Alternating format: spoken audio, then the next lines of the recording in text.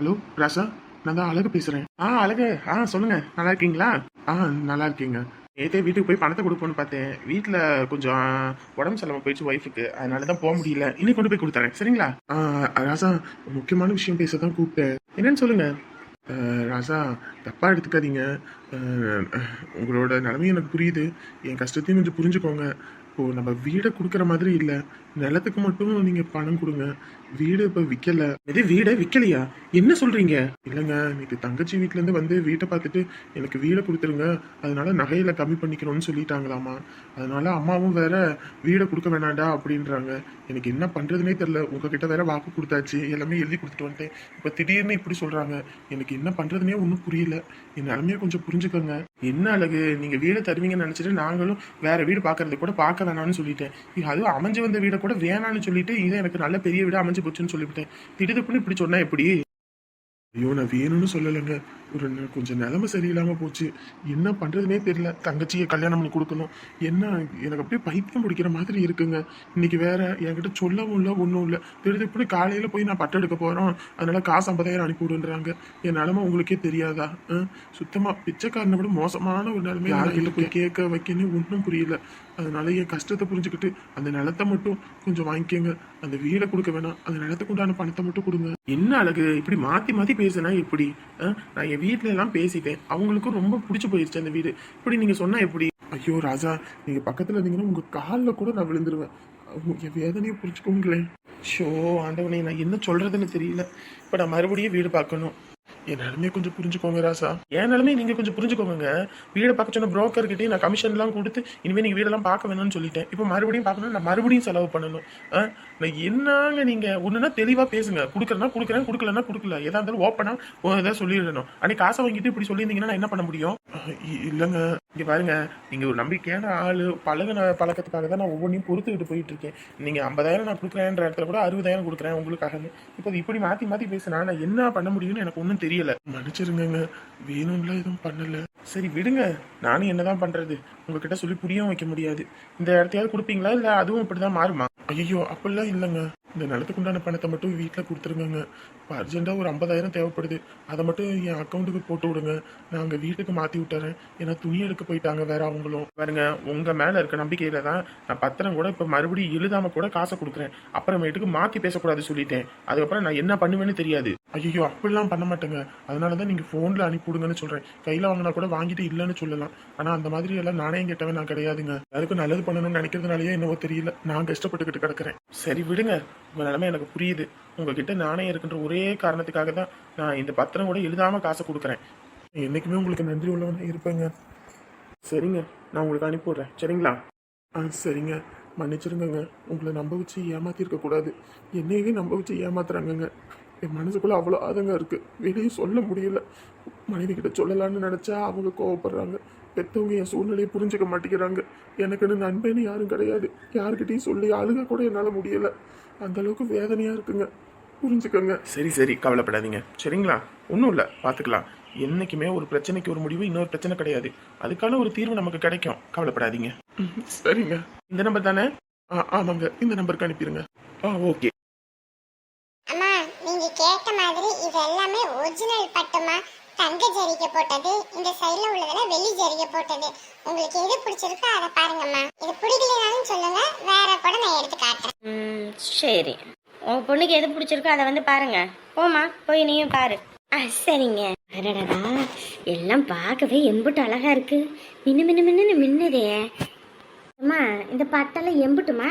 இது ஒரிஜினல் தங்க ஜரிகை, ஒரிஜினல் வெள்ளி ஜரிகைனால இது 1,00,000 ரூபாய்மா. இந்த சைடுல உள்ளது 1,00,000 ரூபாய், இந்த சைடுல உள்ளதுல 70,000 அந்த மாதிரி ரேட்ல வரும்.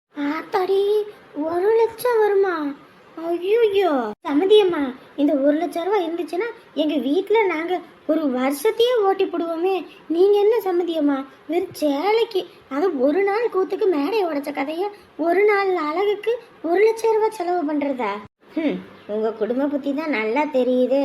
நாங்கள் என்ன சாதாரண குடும்பமா? எங்களை கல்யாணத்துக்கு ஒரு சனமே வரும். என் வீட்டு மருமவ வெறும் சாதாரண சேலையை கட்டிட்டு போனா பார்க்குறவங்க என்ன சொல்லுவாங்க? போய் எடுங்க போங்க. அட கடவுளே, உமாவுக்கு சேலை எடுக்கிறதே 1,70,000 80,000ன்னு சொல்கிறாங்க. இப்படி ஏதோ ஏன் கல்யாணப்பட்டு முகூர்த்தப்பட்டு பரிசப்பட்டுன்னு சொல்லி அதுக்கு ஒரு இது ஆகிடும். அதுக்கே அம்புட்டு செலவு பண்ணுறாங்களே. இப்போ மாப்பிள்ளை வீட்டுக்கு துணி எடுக்கணும்னா இதே அளவுக்குள்ள எடுக்கணும். இப்போ அண்ணன் என்ன பண்ணும்? ஐயோ, கையில் சுத்தமாக காசு இல்லாமல் வேற வந்து நிற்கிறோம். ஐயோ, இந்த கலெக்ஷன் பிடிக்கலனாலும் சொல்லுங்க. இதோட பிரைட் கலர்ஸும் இருக்கு, லைட் கலர்ஸும் இருக்கு, நான் காட்டுறேன். இந்த அடிக்கிற கலரில் வேணாமா, அதெல்லாம் நல்லா இருக்காது. இந்த மாதிரி இதே போதும், நல்லா இருக்கு. நல்லா பட்டா பார்த்துடுங்க. அதுக்கப்புறமேட்டுக்கு அது நல்லா இல்லை இது நல்லா இல்லைன்னு நீங்கள் சொல்லக்கூடாது. நான் எடுத்து நீங்களாம் எடுக்கிறது பிடிச்ச மாதிரி எடுங்க. அப்புறம் அது சரியில்லை இது சரியில்லைன்னு சொல்லக்கூடாது. சரிங்க சம்மந்தி. அப்புறம் கல்யாணப்பட்டு, அப்புறம் பரிசப்பட்டு, அப்புறம் நிச்சயத்துக்கு அப்படின்னு 3 சேலை எடுங்க. ஐயோ, அதெல்லாம் கணக்கு பண்ணி பார்த்தா எப்படி 2.5 லட்சம் 3 லட்சம் வந்துடுமே. ஐயோ சம்மந்தி, இப்போ கல்யாணத்துக்கு நிச்சயத்துக்கு பரிசத்துக்குன்னு எடுக்கிறோம். கல்யாணத்துக்கு விலை வசதியாக எடுத்துக்கிட்டு மற்றதுக்கு வெள்ளி ஜரிகை வச்சது எடுத்துக்கலாங்களா? கல்யாணத்துக்கும் நிச்சயத்துக்கும் தங்க ஜரிகை, பரிசம் போடுறதுக்கு கூட ஒன்றும் பிரச்சனை இல்லை. அதுக்கு வந்துட்டு வெள்ளி ஜரிகை வச்சதை எடுத்துருங்க. சரிங்க. ஐயோ அமுதா, பாத்தியா உன் தங்கச்சி கோடீஸ்வரடி. அவளுக்கு எம்புட்டு ஒரு அதிர்ஷ்டம் அமைஞ்சிருக்கு பாரு. நம்ம ஊர்க்காரிக எல்லாரும் உன் பிள்ளைக்கெல்லாம் காலத்துக்கும் கல்யாணம் நடக்காது, அவ காலத்துக்கும் இப்படியேத்தான் கடக்க போறா அப்படி இப்படின்னு பேசினாங்க. இன்னைக்கு பாரு, நம்ம ஊர்ல எவ்வளவு தங்கச்சரிகை வெள்ளி ஜரிகை வச்சு சேலை கட்டியிருப்பாளா பாரு. நம்ம தங்கச்சி நம்ம வீட்டு பிள்ளைக்கு எப்படி ஒரு அம்சம் அமைஞ்சிருக்குன்னு எனக்கு தெரியும். அவளுக்கு இப்படி ஒரு அம்சம் அமையும்னு எனக்கு தெரியும். வீட்டில் இருக்க மொத்த சொத்தும் விற்று எல்லாம் பண்ணுனா தங்க ஜரிகை என்ன, வைரத்திலே ஜரிகை வச்சு எல்லாம் பண்ணலாம். பார்த்து எடுங்க. நான் அந்த பக்கம் போய் ஏதாவது சேலை பார்த்துட்டு வரேன். வாங்க, கால் வேற வலிக்குது, நம்ம அங்கே போய் உட்காரலாம். பா. எதை விட எதை எடுக்கனே தெரிய மாட்டேங்குதே.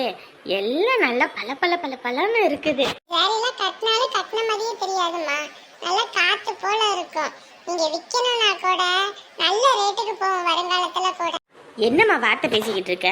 முதல்ல கல்யாணப்பட்டு எடுக்க வரோம். கல்யாணப்பட்டு எடுக்கும் போதே விற்கணும் பிக்கணும்னு சொல்லிக்கிட்டு இருக்க. கொஞ்சமாவது வார்த்தையை பார்த்து பேசுமா. ஐயோ, நான் வெறும் தப்பா சொல்லலைங்க. இல்ல, இந்த மாதிரி பட்டெல்லாம் விற்பாங்க, அதுக்கு தாங்க சொன்னேன். இங்க பாருங்க, கல்யாணப்பட்டு எடுக்கிறது அது காலத்துக்கும் அப்படியே வச்சுக்கிறது. சும்மா தேவையில்லாத பேச்சு. சேலையை மட்டும் எடுத்து போடனா எடுத்து போடு. சும்மா என்ன வார்த்தை பேசுது பாரு. என்னங்க நிமிஷங்கிட்ட வாங்க. என்ன அமுதா, சொல்லு. எங்க மாப்பிள்ளை வீட்டில் வேற அவ்வளோக்கு இவ்வளோக்குன்னு எடுக்கிறாங்க. நம்ம கையில் சுத்தமாக காசே இல்லாமல் வந்திருக்கோம். நம்ம பிள்ளைக்கு இவ்வளோ தூரத்துக்கு செய்கிறாங்கன்னா அவங்க பையனுக்கும் அவங்க குடும்பத்துக்கும் நம்மளும் விலை வசதியும் எல்லாம் பண்ணணும் வைக்கணும். இப்போ என்னங்க பண்ணுறது? அதே என்கிட்ட 1 லட்சம் இருக்குல்ல, பண்ணுவோம், அப்புறம் பார்த்துக்கலாம். ஐயோ, நீங்கள் அதை வண்டி வாங்குறதுக்குன்னு வச்சுருக்கீங்க. அண்ணனோட நிலைமையும் நமக்கு தெரியும். இப்போ என்னங்க பண்ணுறது? காசு அண்ணனால் கொடுக்க முடியலன்னா இப்போ என்ன பண்ணுறது? அதுவும் இல்லாமல் நம்ம பட்டு எடுக்க வந்துட்டு ஒன்றும் கொடுக்க முடியலன்னா ரொம்ப அசிங்கமாக போயிடுங்க. இங்கே பாரு, எதுனாலும் பார்த்துக்கலாம், கம்முனு இரு. பார்த்துக்கலாம்னா எப்படிங்க பார்த்துக்க போகிறோம்? நான் தான் சொல்கிறேன்ல, நீ போய் எடு, பார்த்துக்கலாம். ஐயோ, என்னடா பண்ணுறது? எதுக்கும் நம்ம ஓனர்கிட்ட ஒரு வார்த்தை சொல்லி வச்சுக்குவோம், அதுதான் சரி. இல்லை, கல்யாணப்பட்ட கூட எடுக்கிறதுக்கு எங்ககிட்ட ஒரு வார்த்தை சொல்லலை. காலங்காத்தால ஃபோன் போட்டு சொல்கிறாங்களாமா காசு வேணும்னு. ஏன்பா எப்படிப்பா இப்படி இருக்காங்க? ஆனாலும் உன் மாமியாருக்கு ஆசை இல்லைம்மா, பேராசை. ஐயோ சாமி, நானும் தான் ஒரு பையனை பெற்று வச்சிருக்கேன். இப்படி அவனை போட்டு பாடாப்படுத்தி எடுக்கிறது. காலங்கத்தில் 50,000 கொடுனா எங்கே மாப்பிள்ளைன்னு அடிச்சு வச்சிருக்காரா? இல்லை வீட்டுக்குள்ளே எதுவும் பணமரம் எதுவும் பதுக்கி வச்சிருக்காரா? வேணுங்க போதெல்லாம் எடுத்து கொடுக்கறதுக்கு. எனக்குமே அவரை நினச்சா பாவமாக இருக்குமா. காலையில் நான் அவரையும் பிடிச்சி திட்டிவிட்டேன் வேற. பாவம், அந்த மனுஷன் யாருக்குன்னு பேசுவார். இதை நினைக்கவா அதை நினைக்கவா, எதை பற்றி தான் யோசிக்கிறதுன்னு எனக்கு ஒன்றுமே புரியலம்மா. இங்க பாருங்கம்மா, மாப்பிள்ளையே நீ திட்டாத. பாவம் அந்த மனுஷன் நம்மளை நம்பி இங்கே வந்திருக்காரு. என்ன நினைப்பாரு?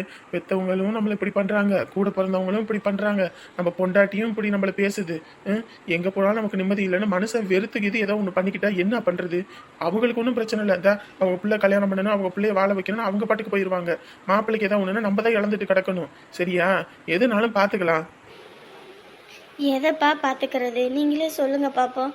திருப்புன்னு 50,000 கொடு, நான் அவர் எங்கேருந்து போய் கொடுப்பாரு? கொஞ்சமாவது மனசாட்சி வேணாமா? நேற்று ராத்திரியே சொல்லியிருந்தா அந்த இடம் விற்கிறவங்கள்ட்ட சொல்லியிருக்கலாம்ல.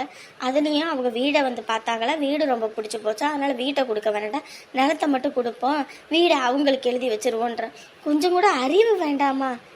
பிள்ளைய வாழ வைக்கணுன்றதுக்கோசரம் என்னென்ன புத்தி மாறுதுன்னு பாருங்கப்பா. எம்மாடி அம்மா, ஊரு குளத்துல பையன் நல்லா இருக்கணும், பொம்பளை பிள்ளை எப்படியோ போகட்டும்னு நினைக்கிற தாயெல்லாம் பார்த்துருக்கேன். ஆனால் பொம்பளை பிள்ளை மட்டும் நல்லா இருக்கணும், அதுவும் ஒருத்தி மட்டும் நல்லா இருக்கணும், மற்ற எவ்வளோ நல்லா இருக்கக்கூடாதுன்னு நினைக்கிற தாயை இப்போதாண்டி பார்க்குறேன். எனக்கு சுத்தமாகவே பிடிக்கலம்மா. இதில் வேற இவர் நீ நாளைக்கு ஊருக்கு கிளம்பு, நீ அங்கே போய் இருந்து எல்லாம் பார்க்கணும் வைக்கணும், நீ இங்கே இருந்தால் சரியாக இருக்காது. நானும் இந்த மழை வேற வந்துக்கிட்டே இருக்கிறதுனால வேலை இல்லைன்னு வேற சொல்கிறாங்க, பெயிண்ட் அடிக்கிறது. அதனால் நம்மளும் அங்கே வர மாதிரி போயிட்டு எல்லாம் முடிச்சுட்டு வந்துடுவோம் அப்படின்றாருமா. ஆமாம், எல்லாத்தையும் இங்கே கடனை வாங்கிட்டு அங்கே போய் அவங்களுக்கு ஆக்கி போட்டு இன்னும் கடனாளி மேற்கொண்டு ஆகிட்டு வாங்க. உங்களுக்கெல்லாம் என்ன சொன்னாலும் பத்தாது போ. அவளுகளுக்கெல்லாம் எதுக்கு செய்யணும்? உங்களை நினச்சி ஏதோ ஒரு கவலை இருக்கா? பிள்ளைங்க வீடு வாசல் இல்லாமல் அங்கே போய் இருக்குதுங்களே, சாப்பிட்டுச்சிங்களா வச்சதுங்களான்னு தெரியலையே, இன்னொரு வீட்டில் போய் உட்காந்துருக்காங்களே, அவங்க வீட்டில் அவங்களை எப்படி நடத்துவாங்களோ அப்படின்னு ஏதாவது ஒரு அக்கறை இருக்குது? இன்னைக்கு வீட்டை கொடுத்துட்டா நாளைக்கு உன் மாமியார் எந்த வீட்டுக்கு போவாளாமா? எங்கே போவாளாமா? ஆட்டம் ஆடுறா, ஆணவம் அழிவை தான் தருமே தவிர. ஐயோ சாமி, என்னால் எதுவும் சொல்ல முடியல. ஏதாவது சொல்லி நாளை பின்ன வா வாயால் தான் வந்துச்சுன்னு நீயே திருப்பிக்கிட்டு பேசுவ. அதனால நம்ம எதுவும் சொல்லக்கூடாது உங்கள் விஷயத்தில். சரி விடுங்க விடுங்க, நான் எதுவும் 50,000 எதுவும் ரெடி பண்ணுறேன், அப்புறமேட்டுக்கு பார்த்துக்கலாம். சரியாம்மா? இல்லைப்பா, நம்மலாம் 10 ரூபா கூட கொடுக்கக்கூடாது. நம்ம காசு கொடுக்கறதுனால தான் அவங்களுக்கு ரொம்ப தொக்கா போயிடுது. அதுவும் ஃபோனை போட்டு உன் மாமனும் மச்சானும் தருவாங்க, அவங்கக்கிட்ட வாங்கி கொடுன்றாங்களாம். நீங்கள் கொடுக்கறதுனால தானே அவங்களுக்கு எகத்தாலும். கொடுக்கவே கூடாது. என்ன பண்ணுறாங்கன்னு பார்ப்போம். பட்டு எடுக்க போகிறது வெறுங்கையை ஆட்டிக்கிட்டு போனால் அங்கே நல்லாவா இருக்கும்? பார்க்குறவங்க மூஞ்சில் காரி துப்ப மாட்டாங்க. நடக்கட்டும், அப்போ தான் கொஞ்சமாவது அறிவு வரும். ஏம்மா, 1000 தான் இருந்தாலும் அது உங்கள் குடும்பம்மா, வேற யாரும் இல்லை. சரியா? இன்னைக்கு நீங்கள் அடிச்சுக்கிட்டாலும் நாளைக்கு கூடிப்பீங்க. இல்லைப்பா, இனிமேல் அந்த குடும்பத்தோட ஒட்டுறதும் கிடையாது. இன்னும் என் பிள்ளைக்கு ஒன்றும் பண்ண முடியல. இன்னும் அவள் வயசுக்கு வராமல் இருக்கா. 15 வயசு ஆகி போச்சு. அது என்னாச்சு, என்ன பிரச்சனையோ என்னவோ தெரியலையேன்னு நான் அந்த வேதனையில் இருக்கேன். இதில் இவளுக்கு ஆட்டம் கட்டுறாளுங்க பாருங்க, என்ன ஆட்டம் கட்டுறாளுங்க. இன்னும் அவளை ஆஸ்பத்திரி கூட்டிகிட்டு போய் என்ன ஆச்சோ ஏதாச்சும் நான் அதை போய் பார்க்கணும். நான் என்னென்னத்தை தான் பண்ணுறது? சப்பா, ஒரு வழியாக துணியை மடித்து வச்சாச்சு சாமி. இது துவைக்கிறது கூட பெருசில்லை போல இருக்கு. இதை மடித்து அயன் பண்ணி வைக்கிறதுக்குள்ளே போதும் ஆகுது. இப்போ மொத்தத்தையும் எடுத்து பீரோல அடுக்கி வச்சுட்டு கொஞ்ச நேரம் தூங்கி எந்திரிக்கணும் சாமி. அப்போ தான் உடம்பு ஃப்ரீயாக இருக்கும். ஓய், என்ன மேடம், என்ன பண்ணுறீங்க? என்னால் இல்லாத திருநாளாக இந்த ஆள் நம்மக்கிட்ட பேச வந்திருக்கதே, ஒன்றும் சரி இல்லையே. என்ன மேடம், என்ன பண்ணுறீங்க? சாமி கும்பிட்டுக்கிட்டு இருக்கேன். வாங்களே 2 பேரும் சேர்ந்து சாமி கும்பிடுவோம். என் பொண்டாட்டியோட சாமி கும்பிட்றதுனா இங்கே என்ன, எந்த மூளைக்கு வேணாலும் வருவேன். ரொம்ப தான் உங்களுக்கு. போங்க அங்கிட்டு. ஐயோ, இவகிட்ட நம்ம ஒன்று பேச வந்தா வேணும்னு அப்பத்தான் துணியை எடுத்துட்டு போவா, அதை எடுப்பா இதை எடுப்பா. ஐயா, இங்கதான் துணி எடுத்துட்டு வரியா? என்கிட்ட சொல்லியிருந்தா நான் எடுத்துட்டு வந்து வச்சிருப்பேன்ல. என்னடா இது, சுண்டல் சுற்றோட தெரியுதே, ஒன்றும் சரியில்லையே. இந்தா துணி எடுத்து வைக்கணுமா? இரு இரு இரு, இந்த நான் வர. எங்க வைக்கணும்? இது எங்க வைக்கணும்? நீங்க ரொம்ப பொங்க வச்சது போதும், அங்கிட்ட நவருங்க, நான் வச்சுக்கிறேன். என்னாடி கட்டுன புருஷனை பார்த்து பொங்க வச்சேன்ற? யாருங்க நீங்க? யாருன்னு எனக்கு தெரியும், நான் யாருன்னு உங்களுக்கு தெரியும். சரியா? ஒரு நாள் சாப்பிடும் போது தண்ணி தாகமா இருக்கு, தண்ணி எடுத்துட்டு வர மறந்துட்டேன், தண்ணி எடுத்துட்டு வாங்கன்னு சொன்னதுக்கு மோந்து குடுத்தியா நீ? இப்போ என்னையா புதுசா துணியை மடிச்சு வச்ச உடனே எடுத்து வைக்கிறேன்ற? நவரியா முதல்ல. என்னடி இப்படி பேசுற கட்டுன புருஷனை பார்த்து? இத்தனை வருஷம் செய்யாதனாலதான் இன்னைக்கு உனக்காக வந்து செய்யணும்னு நினைக்கிறேன். இப்படி மூஞ்சல் அடிச்ச மதி பேசுற. நீங்க எனக்கு உதவி செய்யணும்னா நீங்க மடிச்சு வைக்கிற துணியை கலைக்காம உங்களுக்கு வேணுங்கிற சட்டப்பண்டை எடுத்தீங்கன்னா அதுவே போதும். ஒரு சட்டப்பண்டை எடுக்கிறதுக்கு 1000 துணியை கலைச்சு கீழே போட்டு அள்ளி வச்சுட்டு போயிருவீங்க. இதுல வேற எனக்கு உதவி செய்யறானா? உதவி செய்யற முகர கடையை பார்த்தா தெரியாது. நான் ஒரு வந்துட்டு இங்க பாரு, இனிமே உனக்காக வாழணும்னு நினைக்கிறேன். புருஷனை புரிஞ்சுக்க. இந்த ஆளு இந்த அளவுக்கு நல்லவெல்லாம் கிடையாது. என்னடா இது? அது கூட எங்க வைக்கணும்? நவுரியா? நான் வச்சுக்கிறேன், நீ நவுரியா? சரி, வேற எது இருக்கா? நான் எடுத்துட்டு வந்து கொடுக்கவா? ஐயோ, ரொம்ப தான் இந்த ஆளு நெஞ்ச நக்குவது. நவுரியா நவுரு, நான் எல்லாம் மடிச்சு அடுக்கி வச்சுக்கிறேன். என்னானாலும் புடி கொடுக்க மாட்டாளே இந்த ஆளு. என்ன காரணமா இருக்கும்? குட்டி போட்ட பூனை கணக்க நம்மளையே சுத்தி வர்றது. ஒன்றும் சரியில்லையே. அவ பாட்டுக்கு வேணும்னே வேலையை பார்த்துக்கிட்டு இருப்பா. நம்மளே மீனுக்கு தூண்டில போட வேண்டிதான்.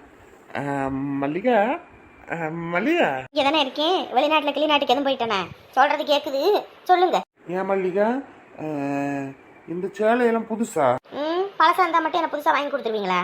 என் பொண்டாட்டிக்கு வாங்கி கொடுக்காம நான் வேற யாருக்கு வாங்கி கொடுக்க போறேன்? எத்தனை சேலை வேணும்னு மட்டும் சொல்லு. 100 வேணுமா, 200 வேணுமா, 300 வேணுமா, 400 வேணுமா? மொத்தத்தை இறக்கி தள்ளிடுறேன்.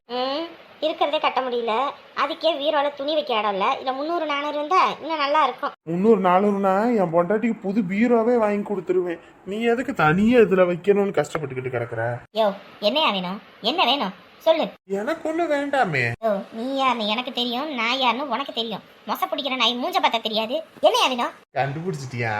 அதான் மூஞ்சி முகரையில எழுதி ஒட்டி இருக்கே. என்ன நீ எல்லாம் காரி எல்லாம காலை சுத்துவியா? அது ஒன்றும் இல்லை, மச்சான் வீட்டில் கல்யாண பட்டு எடுக்க போகிறாங்களாமா. ஏன் உனக்கு ஒரு பட்டு வேட்டி வேணுமா? அப்படி இல்லை, அன்னைக்கு உனக்கு சீட்டு காசு விழுந்ததுல இன்னும் 50,000 இருக்கும்ல, அதான் அந்த 50,000 கொடுத்தீங்கன்னா மாப்பிள்ளைக்கு போட்டு விட்டுருவேன், அவங்களும் அங்கே துணி எடுத்துருவாங்க. அதான். அதானே. என்னடா காலையில இருந்து நம்மளையே சுத்தி சுத்தி வாரதே என்னவா இருக்குன்னு யோசிச்சேன். இப்பதானே புரியுது. யோ, அன்னைக்கு வாங்கின 50,000க்கு 2 மாசம் வட்டி காசு கொடுத்த, அதுக்கப்புறம் அவ்வளோதான். இன்ன வரைக்கும் 10 ரூபா கூட கொடுக்கல. சரி, கட்டண புருஷன் தானே, இவங்ககிட்ட போய் என்னத்தை கேட்கறது நானும் விட்டுட்டா. மொத்தத்தையும் வலிச்சு அந்த வீட்டுக்கு கொடுக்கணும்னு நினைச்சிட்டு இருக்கியா? 10 காசு கூட தர மாட்டேன், ஒழுங்கா ஓடி போயிரு. என்னடி இப்படி பண்ற? மாப்பிள்ளைக்கு ஒரு கஷ்டம்னா மச்சான் உதவி தானே ஆகணும். மாப்பிள்ளைக்கு ஒரு கஷ்டம்னா மச்சான் நீ போய் உதவு. நான் எதுக்கே உதவணும்? நான் எதுக்கு உதவணும்? எனக்கு என்ன தேவை வெங்காயமா? ஏதோ போனா போது கஷ்டம்னு வந்திருக்காங்க, வீட்டில் வச்சு சோறு தான் போட முடியும், காசு பணம்லாம் கொடுக்க முடியாது சொல்லிவிட்டேன். சும்மா அந்த தேவையில்லாத வேலையில என்கிட்ட பார்த்துக்கிட்டு இருந்தான்னு வைக்கி, அப்புறம் அவ்வளோதான் சொல்லிட்டேன். 3 லட்சம் மாதிரி பேசி விடுவேன், அவங்க இந்த வீட்டிலே இல்லாத அளவுக்கு பண்ணிவிடுவேன். என்னை சீண்டிக்கிட்டு இருக்காத, சும்மா அங்கிட்டு போயிரு. என்னடி, நம்மளை நம்பி வந்தவங்கள நம்ம தானே பார்த்துக்கணும். ஆமா, இப்படி நம்மள நம்பி வந்தவங்கள நம்ம பார்த்துக்கணும்னு கடைசியில் உன்னை என்னையும் பார்த்துக்கிறதுக்கு நாதியத்தை தான் போய் கிடப்போம். பார்க்கறல அந்த குடும்பத்தில் அவங்களே பார்த்துக்காம தூக்கி வீசிட்டாங்க. நம்மள ஏமாத்துறான். வாய முடிக்கிட்டு போய இருக்கிறதையும் அங்கே கொடு இங்கே கொடுன்னு. அதை ஏதாவது உனக்கு காசு கீசுன்னு கேட்டுக்கிட்டு என்கிட்ட கடனை உடனே வாங்கி கொடுத்தேன்னு வையி, அப்புறம் அம்புட்டு தான் சொல்லிட்டேன். நான் பாட்டுக்கு பொட்டி படிக்க எடுத்துட்டு எங்கள் அப்பா வீட்டுக்கே போயிடுவேன். அப்புறம் நீ என்னமோ பண்ணி தொலைன்னு. மனுஷனை என்ன நினச்சிக்கிட்டதுன்னு தெரியல. காசு கொடுக்குறதுக்கு நீங்கள் இந்த ஏடிஎம் மிஷினை வச்சுருக்காங்க, பணம் வேணுமாமா பணம். என்ன கன்றாவியே தெரியல. இதுங்க அங்கே இருந்தாலும் நமக்கு காசுன்னு உயிர் எடுக்குதுங்க, இங்கே இருந்தாலும் காசுன்னு உயிர் எடுக்குதுங்க. என்ன ஜென்மங்களும் இதுங்களாம். இதுங்க எப்படா வீட்டை விட்டு போகணும்னு இருக்குது. இதுங்களுக்கு வடிச்சும் கொட்டி இதுங்களுக்கு தேவைப்படும் போது காசும் கொடுத்து என்ன பொழப்பு போ இதெல்லாம். ஐயோ சாமி, நீ எதுக்கு இங்கே வந்த? யாராவது பார்த்துட்டாங்கன்னா என்ன பண்ணுறது? அத்தைக்கு தெரிஞ்சா அவ்வளோதான், மறுபடியும் சண்டைக்கு வந்துடுவாங்க. நீ முதல்ல கிளம்பு. இங்கே பாரு, எல்லாரும் பட்டு எடுக்க போயிட்டாங்க, யாரும் இங்கே இல்லை. சரியா? உனக்கு சிக்கன் பிரியாணி ரொம்ப பிடிக்கும்னு சொன்னல, அதான் வாங்கிட்டு வந்திருக்கேன், நீ சாப்பிடு. ஐயோ எதுக்கு சாமி இதெல்லாம்? இங்கே நீ ஆசைப்பட்டு கேட்ட அன்னைக்கு அதான் வாங்கிட்டு வந்து கொடுத்தேன். அதுவும் இல்லாமல் காலையிலலாம் வாந்தி எடுத்தேன்னு வேற சொன்னேன். 2 நாளாக வாமிட் எடுத்துக்கிட்டே இருக்க. உன் வீட்லேயும் ஆஸ்பத்திரி கூட்டிகிட்டு போகிற மாதிரி தெரியல. அதான் சரி, நீயும் சாப்பிட்டது ஒன்றும் சேரலையே என்னமோ தெரியல, சரி உனக்கு பிடிச்சதை வாங்கிட்டு வந்து கொடுப்போன்னு தான் வாங்கிட்டு வந்தேன். என்ன பண்ணிட்டு இருக்கீங்க? இல்லைடா, அப்படியே வந்துட்டு இருந்தேன்னா அப்படியே தலை சுற்றுற மாதிரி ஆகிப்போச்சு. அதான் அப்படியே கொஞ்ச நேரம் உட்காருவோமேன்னு உட்காந்துட்டேன். என்கிட்ட தள்ளி கிள்ளி விழுந்துட்டோன்னா அப்புறம் அது வேற ஒன்று. அம்மா வேற சொன்னிச்சு, கல்யாண நேரத்துல காயங்கியும் எதுவும் படக்கூடாது, பத்திரமா இருந்துக்கன்னு. அட என்னப்பா இது, இப்படி என்ன உனக்கு தலை சுத்து மயக்கம்ன்ற? ஆஸ்பத்திரிக்கு நேத்தே போலான்னு சொன்னேன், நீ கேட்கல. இப்ப பாரு எப்படின்னு. ஐயோ, அது ஒவ்வொரு நேரம் தான் அப்படி இருக்கு, ரொம்பலாம் அப்படி இல்லை. என்னன்னு வேற தெரியலையே. ஃபுட் பாய்சன் ஆனாலும் லூஸ் மோஷன் அந்த மாதிரிலாம் போவோம், அந்த மாதிரிலாம் இருக்கா என்ன? அந்த மாதிரிலாம் இல்லை, தலை சுத்து, வாமிட்டு, ரொம்ப ஒரு மாதிரி டயர்டாகவே இருக்கு. அது ஒரு மாதிரி தூக்கமாகவே வருது. ஆனால் ரொம்ப பசிக்குது. ஆனால் சாப்பாடை பார்த்தா மூஞ்சில் அடித்த மாதிரி இருக்கு. ஏதாவது புளிப்பாக சாப்பிடணும் போல இருக்குது. என்னடி வித்தியாசமா சொல்ற? எனக்கு இருக்கிறதானே சொல்லுவேன். சரி, இந்தா பிரியாணி சாப்பிடு, நான் அப்புறமேட்டுக்கு வரேன். நீ பிரியாணி வாங்கி கொடுத்துட்டு நீ மட்டும் சாப்பிடாம இருந்தா எப்படி? வா, 2 பேரும் சேர்ந்து சாப்பிடலாம். யாரு தோட்டத்துல ஊருப்பட்ட வேலை இருக்கு, மொத்தத்தையும் விட்டுட்டு வந்தேன் உனக்காக இந்த வாங்கி கொடுத்துட்டு போகணும்னு. சரியா? பாத்துக்க, நான் வரேன். அதுவும் நான் தோட்டத்துல இல்லைன்னு தெரிஞ்சது அவ்வளவுதான், எங்க அம்மா என்ன உரிச்சு போடும். அதுவும் இல்லாம போகும்போதே வேலைக்காரங்கள்ட்ட சொல்லிட்டு போனுச்சு, என் பையன் எங்க போனா எங்க வரான்னு பாத்துக்கங்க அப்படின்னு. ஓ சரி சரி, பாய்.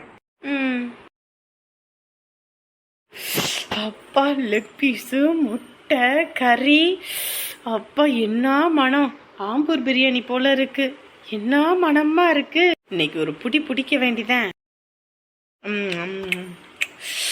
அப்பா, நல்ல காரசரமா சும்மா சுருக்குன்னு இருக்கு. கல்யாணத்துக்கு முன்னாடியே எனக்கு இதெல்லாம் வாங்கி கொடுத்து என்னை இப்படி பார்த்துக்கிறா, கல்யாணத்துக்கு அப்புறம் என்னை எப்படி பார்த்துக்குவான்? தங்கச்சி அண்ணே டீ எது வேணுமா? அதெல்லாம் ஒன்றும் வேணாம். எங்கம்மா கிளம்பிட்டு இருக்க மாதிரி இருக்கு? அங்கே இது காட்டுக்கு தானே, வேலைக்கு மணியாகி போச்சு. அம்மா தான் தலை சீவிட்டு கிளம்புவோம் அப்படின்ட்டு தான் தலை சீவிட்டு இருக்கேன். ஏண்ணே? மாப்பிள்ளை வேற காசு இல்லைன்ட்டு இருந்தாரு, எதுவும் ஏற்பாடு பண்ணாரா என்னம்மா? தெரியலண்ணே, நானும் ஃபோன் போட்டு எதுவும் கேட்கல. என்கிட்டயும் சுத்தமா பணம் இல்லம்மா, இருந்தா கூட நான் கொடுப்பேன், கேட்ட இடத்துலயும் கிடைக்கல. இப்போ யார் உங்ககிட்ட பணம் கேட்டா? நான் உன்கிட்ட பணம் கொடு வையின்னு சொன்னேனா?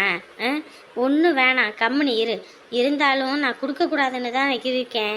சும்மா சும்மா இவங்களுக்காக நம்ம அங்கிட்டும் இங்கிட்டும் கடன்பட்டு வாங்கி கொடுப்போம். இவங்களுக்கு காசோட அருமை என்னன்னு தெரியுதா?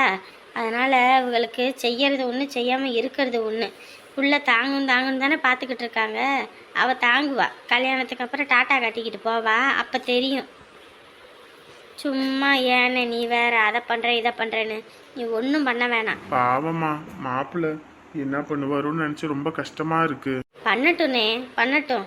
ரொம்ப பண்ணிக்கிட்டு திரியிறாருல குடும்பம் குடும்பம் குடும்பம்னு, அதனால பண்ணட்டும். மாப்பிள்ளை, உங்க அக்கௌண்ட்டுக்கு ஒரு 50,000 அனுப்பிவிட்றேங்க. அந்த துணி எடுக்கிறதுக்கு பாத்துக்கிறீங்களா?